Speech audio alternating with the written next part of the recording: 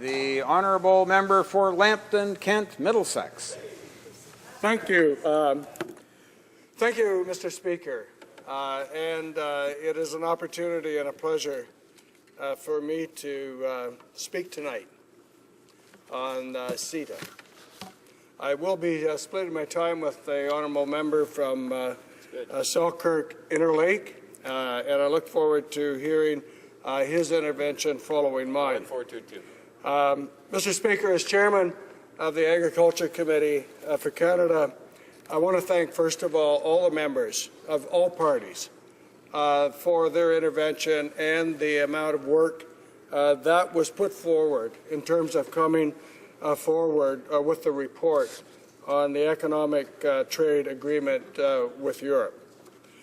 Mr. Speaker, as you know, the historic agreement with Canada and Europe came about because there had been an incredible amount of consultation that had happened, not only with farmers, which I'm pleased to say that that is my occupation, has been my life occupation. When you talk about dairy, I lived that for a few decades, and I still have the opportunity, thankfully, to still be in farming and having someone help to manage that. So what we did as a government to make sure that we had full impact of whether it was farmers or processors, but I guess you would talk about, Mr. Speaker, all the stakeholders.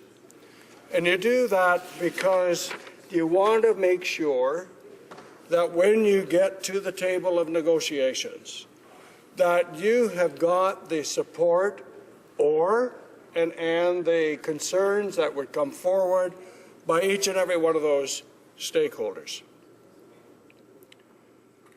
So we're at the stage now, Mr. Speaker, where we have the report, and I'm pleased to say that they have the committee's recommendation. Our governments support those. So basically, Mr. Speaker, are five. That we approve the agreement to expedite the economic benefits it will bring to Canada's agriculture and agri-food sector. We will continue a strong defence of supply management. It seems to have captured a lot of the discussion here tonight. We will leverage this agreement to harmonize approvals for new agriculture and agri-food technologies. It will work with industry to protect maple products, again, something that came forward tonight. I think not lacking some of the understanding of what that protection actually is. But we will work with the industry to protect maple products against unfair competition from substitutes in the EU. And finally, to continue to pursue additional comprehensive trade agreements. And I think that last one is key to what our agriculture industry and agri-food industry want us to do. Mr. Speaker, this, without a doubt, is one of the most exciting times to be in agriculture. This is an exciting time for farmers. It is an exciting time for those of processors. It is an exciting time, quite honestly, for those that are in the agri-food industry. Why? Because actually of the number of 23, I think 24 agreements that we have, actually with 43 countries, that we have been negotiating and finalized with. What it means to our producers and to our industry is that we have opened up the opportunity to market so that we can produce and that we can sell into a market of products, to invest into our technology and innovation, and so that our industry looks forward. When you talk, Mr. Speaker, when you talk to the young farmers and the farmers that are coming along in the generations, and I can talk to the ones about in Lambton, Kent, Middlesex, in southwestern Ontario, and I'm very fortunate in a riding, not unlike my colleague across the road from Pontiac, We talked earlier today, quite honestly, and we have similar ridings in terms of very rural, very agriculture, small towns, which means small businesses, family-oriented businesses.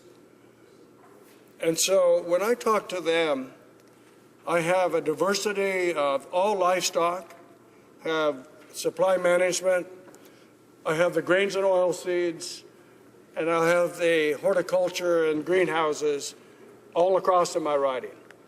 It's incredible diversity. Each and every one of them see the opportunities in this trade agreement. Oh, except that we are hearing from the other side, what about supply management?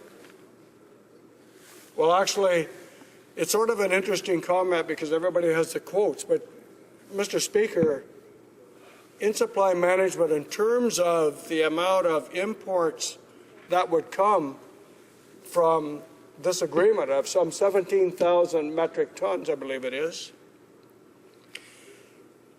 Canadian cheeses are so popular. And in fact, during the witnesses and the debates that we had at the committee, we had a cheese producer from Quebec come in. Actually, I don't know if they're supposed to or not, but they brought in some samples of cheese. And I got to tell you, it was incredible cheese. Her comments, who was the owner of this manufacturer, was, actually, we don't have a concern about this agreement. Actually, we see an opportunity to market our product. We see an opportunity to grow the market for these great cheeses that we have. So the other part of that is if we have allowed some 17,000 metric ton, I may be just out on the numbers a little bit, but we're awful close, I think. But also, you know, in Canada, we love cheese. So the growth in the cheese consumption in Canada is somewhere in 8,000 metric tons per year. It would seem to me when you listen to those producers and you listen to those processors, they're saying, look at the opportunity that we have.